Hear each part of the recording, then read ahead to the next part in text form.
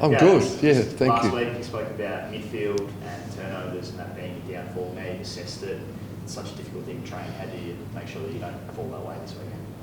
Yeah, we went in knowing last week West Coast front half 8th for pressure and getting it back, and we just didn't handle that very well for a whole bunch of reasons. So we had numbers we didn't use, or we banged it up the middle, and so yeah, there's only one thing you can do: train it. There's been a bit of an issue all year.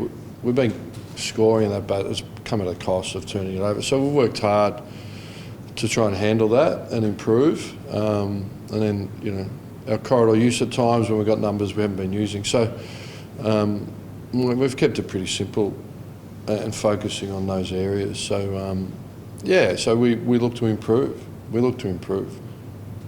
How's Jack McRae recovering?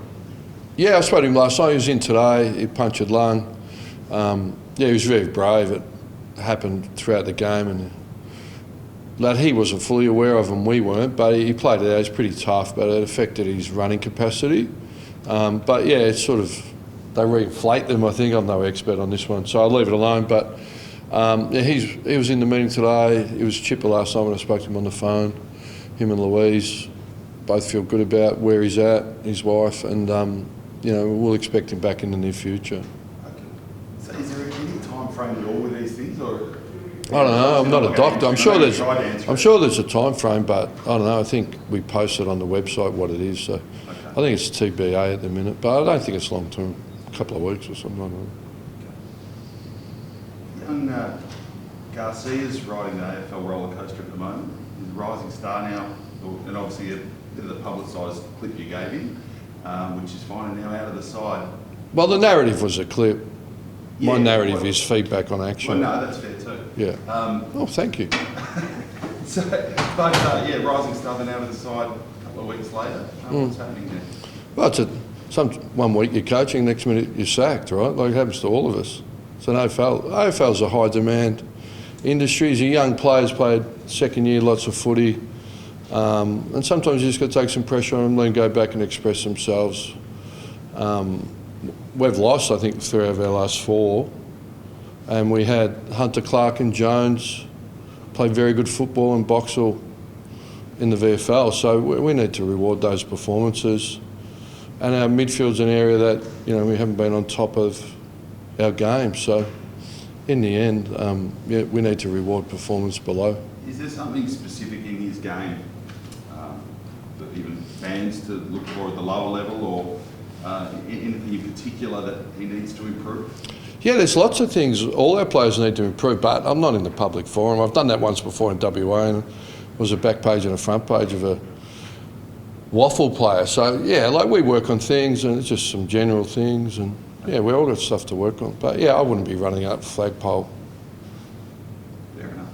A lot of these young guys, you mentioned last week, Phil, for the future, the future as well, Boxall the future, obviously being in and out of the side. How much do you want them to really earn their status in that midfield? Well, everyone's got to earn it. We're all going to earn it, right? Nothing's permanent. The only constant thing in AFL football, as my great mentor told me, Robert Walls, is change, right? So, but we know we're just got to keep improving our footy. We've had some really good highs this year, some good victories. We're looking for consistency, and we've had some losses that we're not thrilled with. But as I said to the group, the journey we're on, like the Fremantle win's just a win, and the West Coast loss is a loss. So it's just keep doing that, need to get rid of that and improve that. So, I mean, I'm in that space. I expect us to go up and down, but we want to try and level it out and grow and get games into our young players. I think we're doing that pretty well. I think statistically, no one could argue with that over the last couple of years that we're not, and we'll continue to do it. Your head-to-head against the Suns is really good recently, 9 out of 10. Anything, they don't always paint a great picture, but is there anything in that that gives you confidence? Yeah, I'd agree with your last comment. It doesn't paint a great picture. Last results don't count for the next result, right? They don't count. You're only as good as your next moment, so it's irrelevant, to be honest. So what do you make of the Suns for this weekend? Well, they're a high-level performing team. Yeah, they're up and about. They've got their confidence up, average 60 entries, powerful midfield. There's not much they're wanting for. And that's been put together over a fair period of time. So it's a big challenge. How do you beat them? Hey? How do you beat them? Kick more goals than they do. Yeah. Look, we try not to. Yeah, the aim is to win, obviously, but we need to improve our footy, and that's the feedback we're getting, and we know that. So, but it starts out there today. We're looking for a really good session. It's next moment. Whether it's a really good win or a bad loss, it doesn't really count. You just got to sort of improve your football and stay in a growth mindset. You mentioned your midfield needing to maybe lift a little bit, and you mentioned their midfield being quite strong. So Yeah, is it's somewhere very else on strong. the grounds that you identify that you can nullify them? Well, it's not about nullifying. We're just a mix. Obviously, like Jones will come in and Hunter Clark will come in.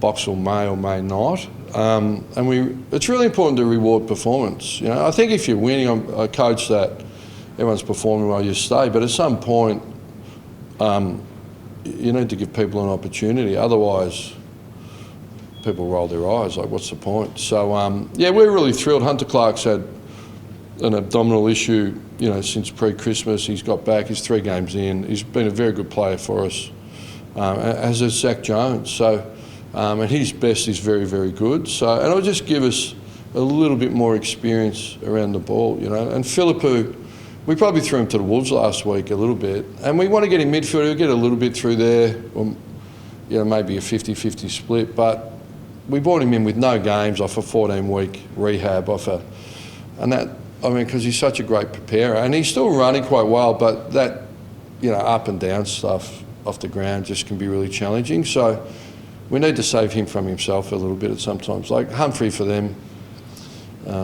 you know, goes in and out and has an impact. So that's the sort of play we see him at the minute. Hi, Michael.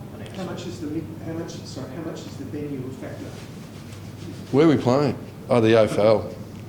Just with Gold Coast, the coach is on record saying how much he hates Marvel. Yeah. Look, I don't know what. Very well. Yeah, I don't really tune in to it, but it's a good venue. Our home crowd there, you know, obviously they'll be disappointed in us from last week. We get that, but we'd love you to get there. And we like to play well at home, and we're excited to be back at Marvel. It's a great stadium. I know you've spoken about him a few times. Pardon? I know you've spoken about him a few times this year, but how inspiring is the Jack Higgins story? Consistently hitting the scoreboard and playing good. Yeah, it's a good story, isn't it? Like, you know, the key indicator of success in life is grit, right? So when they break it all down, all the studies show it's grit. So he showed enormous grit in his life, and it's pretty inspiring. It's great to see. Thank you.